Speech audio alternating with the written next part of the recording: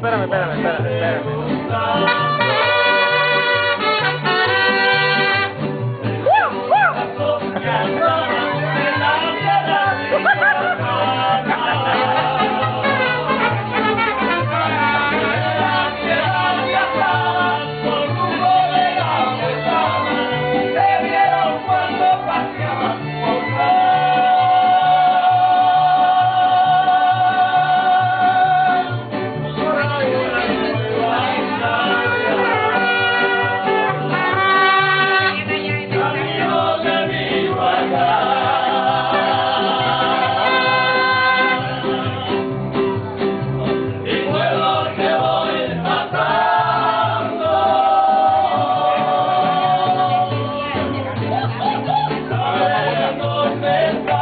Porque me la están negando, y al desearlo el trabajo.